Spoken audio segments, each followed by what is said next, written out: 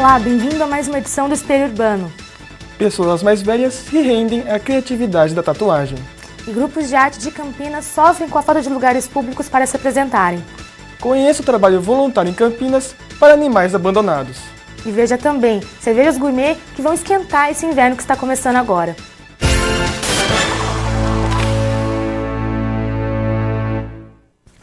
Com a chegada das férias, é hora de programar a diversão. O grupo de pessoas com deficiência é a que menos recebe investimento. Quais são as atividades voltadas para essas pessoas? Apesar do Brasil contar com 45,6 milhões de pessoas com deficiência, pontos turísticos, hotéis e meios de transporte não estão preparados para esse tipo de público, o que torna o turismo quase impossível. Alexson é um exemplo disso. O jovem sofre de distrofia muscular e depende de auxílio para a locomoção. A falta de estrutura para suas necessidades o desanima, e viajar nem sempre é fácil. Então tem que me preocupar com ligar para o local, tem que pedir para tirar foto do local para ver se tem como eu entrar com a cadeira. Muitas vezes a própria porta não é do tamanho necessário para passar uma cadeira de 50 centímetros, por exemplo. Mas as dificuldades não param por aí. O cadeirante, que já realizou várias viagens, conta que, além da falta de estrutura, existe ainda a falta de preparo por parte das pessoas. Simplesmente não sabem o que fazer e acaba improvisando muitas vezes. No improviso, acaba pegando de mau jeito o deficiente ou esbarra, bate em algum lugar e é perigoso, né? Essa agência de turismo de Campinas é a única que possui pacotes adaptados para portadores de necessidades especiais na cidade, porém a procura ainda é baixa. Porque é muito difícil deles viajarem, a gente não consegue fechar o pacote com eles. Eu não sei se é o que falta para a gente conseguir fechar a venda, concretizar a venda para ter um volume significativo no mercado. Tem muitos hotéis que ainda não têm apartamento adaptado aqui no Brasil e isso dificulta muito a oferta de destino para a gente. As opções preferidas entre esse público, quando possuem o maior poder aquisitivo, são Estados Unidos e Canadá, países totalmente adaptados para deficientes físicos, além de cruzeiros marítimos. Já no Brasil, são poucas as opções.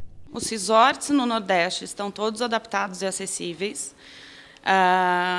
e alguns grandes hotéis de São Paulo e Rio de Janeiro também, mas são poucos. São redes mundiais que têm um padrão de infraestrutura que é no mundo inteiro. Carme Ventura, coordenadora do Centro Interdisciplinar de Atenção ao Deficiente da PUC Campinas, afirma que a acessibilidade não é exclusiva de pessoas portadoras de necessidades especiais.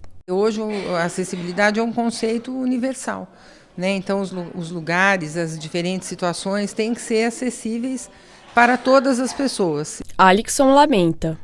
Eu gostaria assim de que o governo ou a prefeitura mesmo tomasse alguma providência para poder facilitar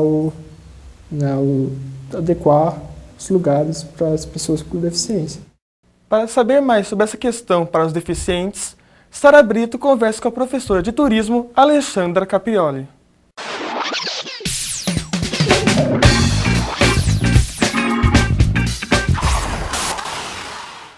Olá, professora. Vamos conversar então um pouquinho como o Brasil está lidando com a situação. Ele está preparado para esse tipo de público?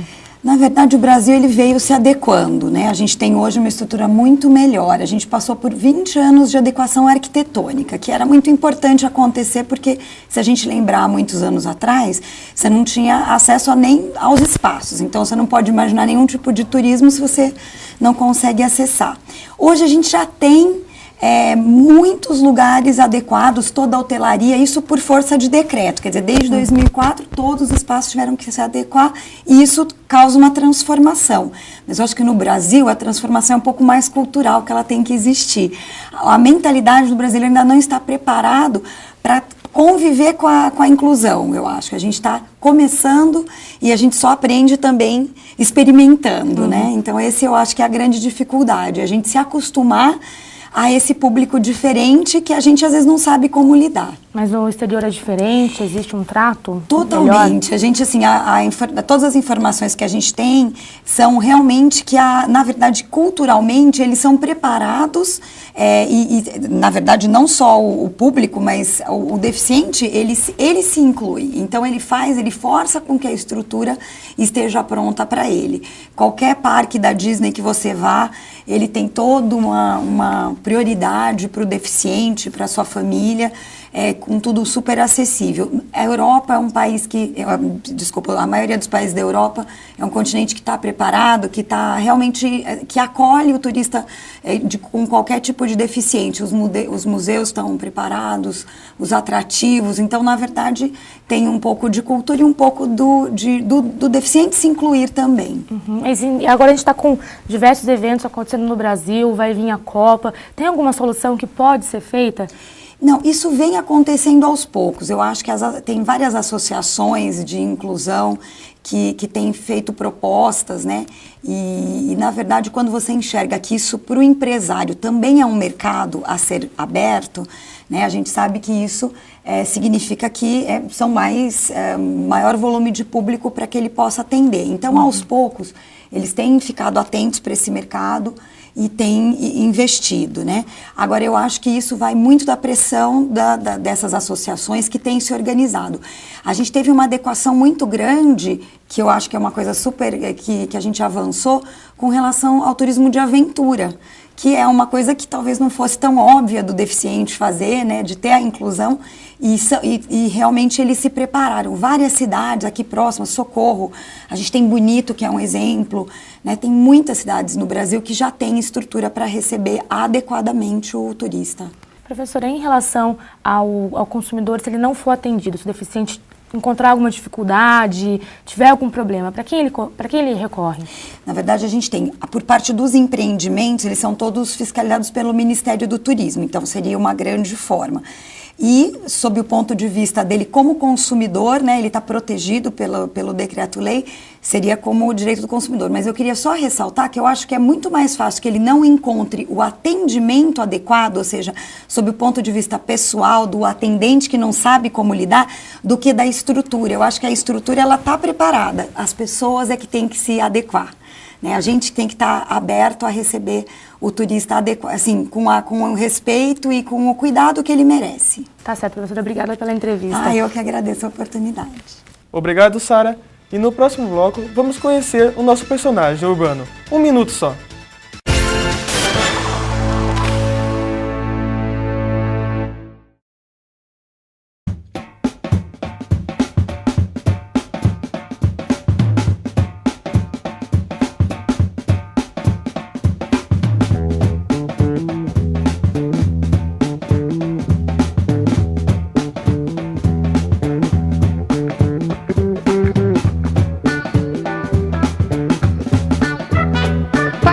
Deste ciclo.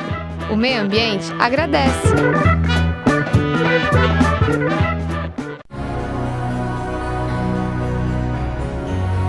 As coisas mais bonitas de nossas vidas nem sempre estão ao nosso alcance. E achamos que nunca encontraremos nada igual para também admirarmos. E é justamente aí que não damos importância às coisas tão belas.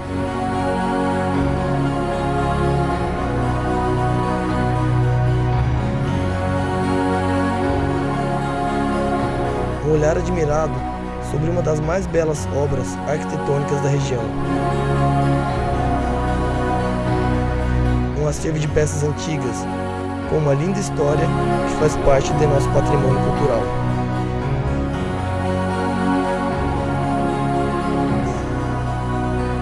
Visite o Museu da Catedral de Campinas, o que há de mais precioso tão perto de você.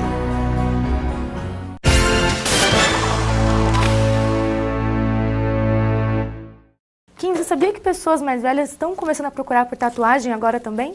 Pois é, Sara. O preconceito está deixando de lado. Confira agora na matéria da Lígia do MIT.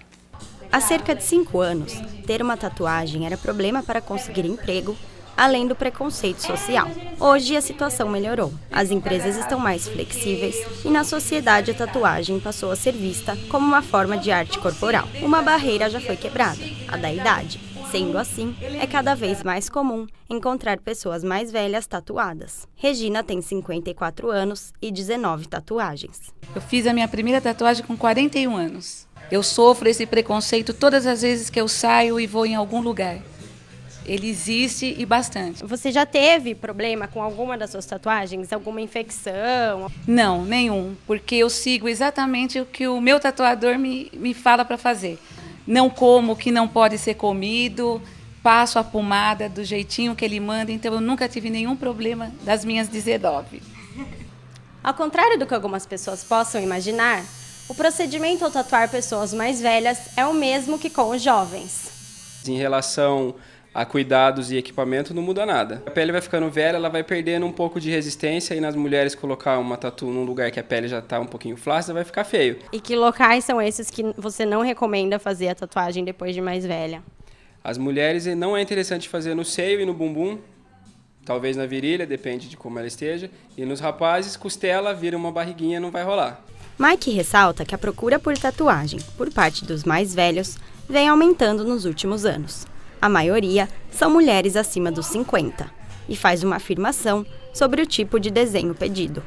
As mulheres são borboletas, em geral borboleta, independente da idade, dos 18 aos 88. Regina foge do padrão e vai além do clichê. Ao invés das borboletas, resolve tatuar uma salamandra.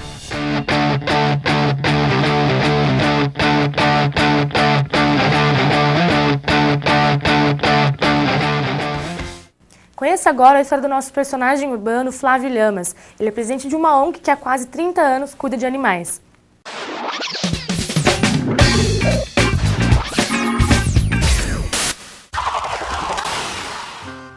Flávio Lamas é empresário em gráfica e jornalista, e também disponibiliza a maior parte do seu tempo representando como presidente a ONG Associação Amigos dos Animais de Campinas, onde está há 7 anos. Na época, a ONG era mal localizada e os animais viviam em uma situação muito complicada. Por conta disso, a ONG mudou de local 3 vezes por problemas com instituições ou pessoas que maltratavam os animais. Também é presidente do Conselho Municipal de Proteção e Defesa dos Animais de Campinas, onde briga com os políticos sobre as situações dos animais. Eu conheço a Associação Amigos dos Animais de Campinas há muitos anos. Ela tem 29 anos, o ano que vem ela faz 30 anos, e sempre com essa luta e com as dificuldades. E a gente ajudava, minha família ajudava, minha mulher, meu filho, e aí a gente começou a participar mais, e participando que a gente se envolveu de vez com a causa animal.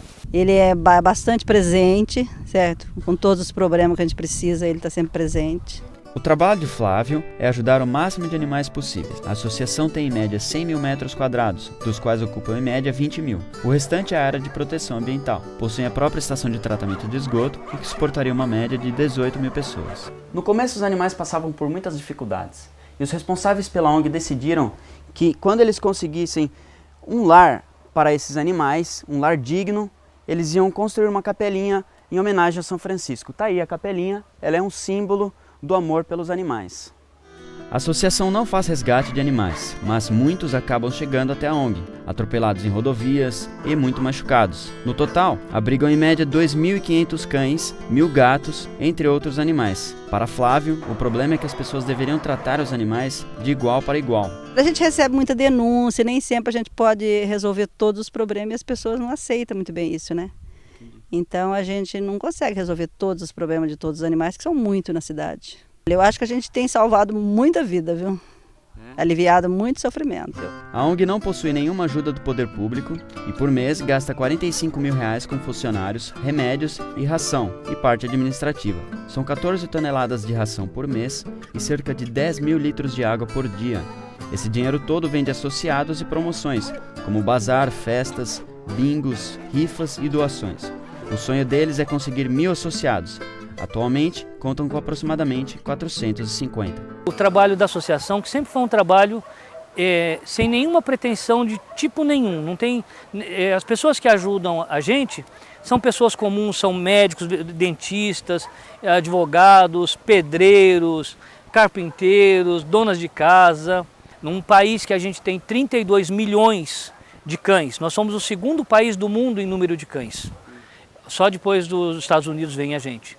Em gatos também, 16 milhões de gatos. E a gente tem um contingente muito grande desses animais que estão abandonados no país inteiro. Então, o que a gente pode fazer? O que a gente faz em Campinas é uma gotinha no oceano, mas o oceano seria menor sem essa gotinha.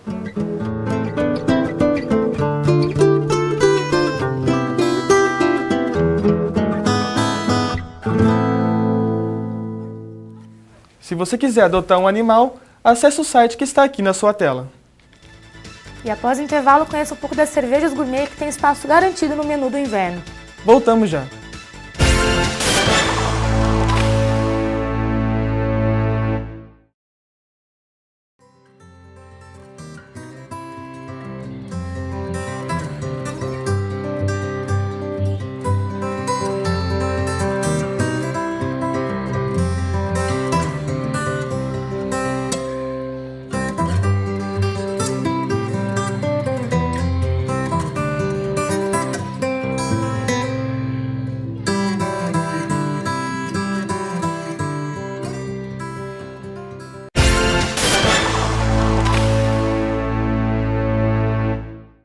Férias e dólar em alta, uma combinação que pode atrapalhar os planos de muita gente.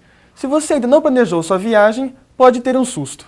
No início do ano, quando Rômulo e Márcia viajaram para os Estados Unidos, o dólar ainda estava barato. Hoje, a moeda está valendo por volta de R$ 2,15. A gente foi no final de março e a gente já teve um gasto acima do que a gente imaginou. E o dólar no câmbio estava por volta de 1,70. Na hora de você comprar o papel, você já paga mais. A gente pagou quase 1,90. Imagina hoje, quanto que não custaria essa nossa viagem. Com a alta do dólar, agora a conta é outra. Para se ter uma ideia, o preço da moeda em relação ao mesmo período do ano passado aumentou em 20%. De acordo com Júlia Carvalho, isso gera uma insegurança em quem está planejando viajar. As pessoas que já vêm pesquisando há 6 meses, até 1 ano, o que são as pessoas, que é o tempo que a gente indica que o estudante procura o intercâmbio, estão assustando um pouco. Por quê? Porque viram um preço há 6 meses atrás e hoje teve um reajuste alto, né? Então, assim, isso com certeza afeta em vendas, porque as pessoas começam a ficar mais inseguras com a instabilidade, não necessariamente com o aumento, porque o medo das pessoas é que aumente mais, né? E que, de repente, mais para frente eu não consiga terminar de pagar ou que eu não consiga levar dinheiro. Acredito que agora, no momento, é fazer uma programação financeira para voltar. A princípio, só isso, mais nada, porque vontade realmente a gente tem muita. E tem muitos lugares para conhecer, para visitar ainda. Vontade não falta para quem já foi para o exterior viajar novamente. Só que agora, com a alta do dólar, é melhor esperar para arrumar as malas outra vez. A gente tem que esperar a economia dar uma estabilizada, sentir que o dólar volta para um preço mais acessível como estava antes, mas de qualquer forma a gente volta. Não tem jeito. Por mais que se diminua o ímpeto da viagem por conta do dólar, quando você quer muito uma coisa, você acaba fazendo e pagando mais por isso. O repórter Vinícius Conde está com o economista Roberto Brito e traz mais detalhes. Olá, professor. Na questão do aumento do dólar, como que fica a questão da viagem para o Brasil e para o exterior em relação ao preço? A alteração cambial que a gente teve no último mês, ou seja, a elevação do dólar, tem provocado, de fato, maiores custos para quem vai fazer uma viagem internacional. Muitas vezes até as viagens em território nacional acabam se encarecendo, como é o caso, por exemplo, dos cruzeiros marítimos. Para quem vai viajar para o exterior, há um aumento das despesas internacionais, porque mesmo que os preços internacionais permaneçam os mesmos, o gasto vai ser mais elevado. É sempre importante ressaltar para quem vai viajar que possa fazer opções ou de cartões de débito ou eventual poder gastar em espécie, porque os gastos no cartão de crédito acrescenta-se ainda 6% do IOF. Importante também destacar que os aspectos relacionados à variação cambial vão impactar no futuro, no retorno, caso haja o gasto no cartão de crédito, e isso causa uma incerteza ainda maior para o viajante. E como isso reflete na economia brasileira? De uma certa forma facilita para que os turistas brasileiros comecem a viajar um pouco mais para o Brasil, né? Aqueles que iriam viajar para o exterior, uma vez que há um crescimento da viagem internacional, a tendência é que o mercado doméstico seja mais aquecido em função disso, além do que viabiliza a viagem de estrangeiros para o Brasil, que antes estava um pouco mais caro em preços internacionais e vai tornando isso um pouco mais barato para o viajante internacional. Obrigado, professor. Voltamos ao estúdio com vocês. Você é o tipo de brasileiro que sonha com uma cervejinha no final de tarde? Uma boa notícia então, as novas cervejas no mercado podem ser tomadas agora até no inverno. Uma das bebidas preferidas dos brasileiros, a cerveja, é facilmente associada ao verão. Mas o que poucos sabem é que ela também pode ser ideal para o inverno, quando a temperatura fica mais baixa. Aos poucos, os brasileiros vêm conhecendo e adotando essas cervejas. Alguns gostam, outros ainda preferem as tradicionais. Há um tempo atrás, geralmente o pessoal bebia mais as cervejas tradicionais, né? Mas agora com a chegada das novas cervejas no Brasil tem aumentado bastante. Costumo, principalmente essas diferentes, né, importadas. Normalmente não, já peguei o costume por essa daqui, normalmente eu sigo essa daqui mesmo. Já experimentei, mas não me agradou. Para o comerciante Jameson Franco, os brasileiros apreciam cada vez mais as cervejas de inverno. Nos meses mais frios, há um aumento até razoável de cervejas ditas de inverno, né? Cervejeiros foram lançando diversas marcas que caiu no gosto do brasileiro e hoje não sai mais. Então, no inverno você vê que há um aumento gradativo do consumo, né? De acordo com o especialista em cervejas, Kleber Baumgarten, a chegada das cervejarias artesanais foi primordial. Tem mudado bastante, mas não com relação ao inverno, e sim com a entrada das microcervejarias artesanais. Então essas microcervejarias têm, com certeza, alterado bastante o gosto do brasileiro para a cerveja. Devido à temperatura dessa época do ano, as cervejas de inverno não são tão geladas quanto as tradicionais. Porém, seu teor alcoólico é maior e a sua preparação é mais apurada. Cada tipo de cerveja tem uma temperatura diferente, em torno de 6 graus, 7 graus, tem cerveja de 16 graus igual vinho. Então, o ideal é que a cerveja esteja a partir de 7 graus. Hoje nós temos na linha tradicional brasileira em torno de 4 graus, 4,5 de teor alcoólico.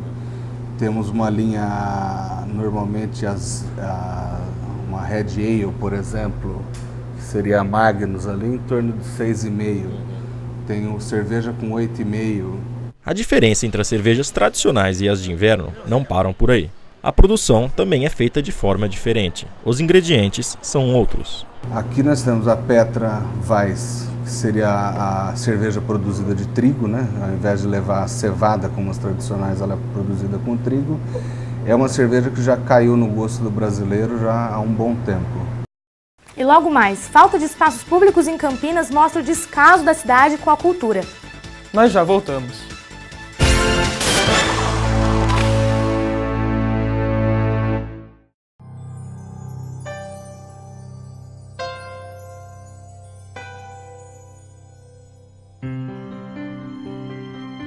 Toda criança tem direito à alimentação saudável, moradia digna, educação de qualidade, lazer, cultura. Todas. Campanha de combate ao trabalho infantil. Denuncie.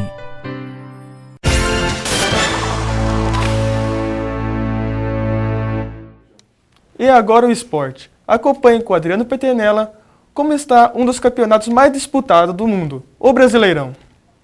Obrigado, Kim. Agora pode deixar comigo. Bom, vamos falar dos times da região, Guarani e Ponte Preta. O Guarani tem feito uma campanha não muito interessante no começo dessa Série B. Não que esteja tão mal. O problema é que já se esperava muito do time. Então, como ele fez um campeonato paulista, que ele jogou bem, tanto contra os times pequenos quanto contra os grandes, caso do Santos, que ele deu um baita num trabalho, mas acabou perdendo o título, mas isso é um problema não tão grande, porque do Santos a maioria dos times perde mesmo. Mas acontece que mostrou um bom futebol, o que não tem acontecido no começo da Série B. Mas isso tem uma explicação. O time do Guarani não é o mesmo que vinha jogando o Paulista. O Vadão está com uma série de problemas para escalar o time. Muitos jogadores contundidos, outros suspensos, e aí acaba descaracterizando muito o time e aí fica complicado de jogar o mesmo futebol. Bom, mas é justamente por isso que eu acho que o Guarani tem tudo para melhorar ao longo da competição e pode até ser que suba como a torcida bugrina espera. E, em compensação, a Ponte Preta faz o contrário. Todo mundo esperava que fosse fazer um campeonato muito ruim por estar chegando agora na Série A, não conheceu o campeonato. Um time cheio de apostas, ninguém de muito nome, mas está provando que mesmo com essas apostas pode jogar um bom futebol.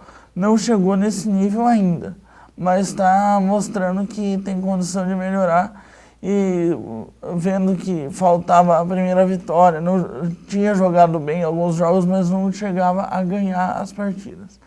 Agora que conseguiu a primeira vitória, parece que abre caminho para uma campanha ainda melhor. Então pode ser que a torcida Ponte Pretana tenha um pouco de alegria além do esperado, mas tem que ver ainda, não dá para ter muita certeza.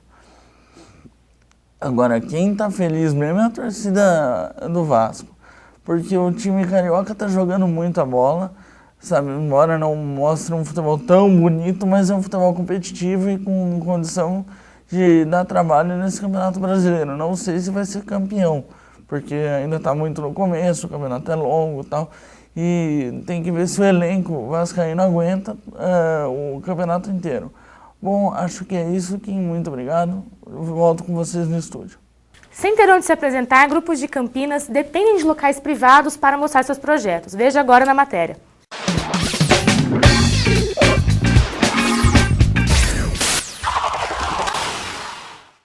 Campinas já foi referência em cultura.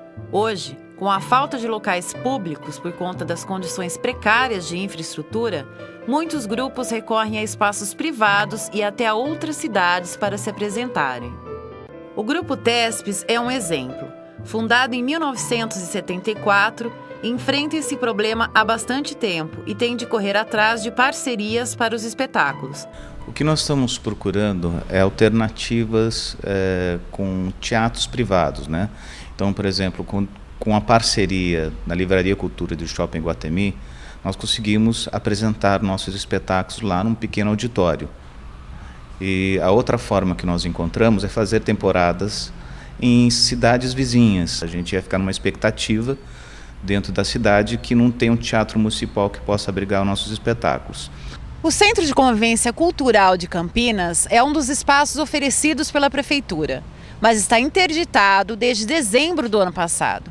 Enquanto isso, os espetáculos dependem do poder privado para acontecerem. É o descaso com a cultura que os espaços que tem, como o Castro Mendes, o Centro de Convivência, o MIS, são espaços que estão degradados, sem função. O que falta é políticas culturais para a cidade. Público tem. O que não tem é a vontade política de se fazer cultura em Campinas. Campinas oferece ao público 5 teatros. O Castro Mendes e o Centro de Convivência estão fechados para reforma há mais de 2 anos. Os demais são espaços abertos, nem sempre viáveis pelo tamanho e ambiente, mas ainda assim a expectativa de que algo seja feito efetivamente. Quando eu vou para a sala de aula e vejo um aluno, uma criança, um jovem, um adulto sorrindo, fazendo teatro, eu acredito.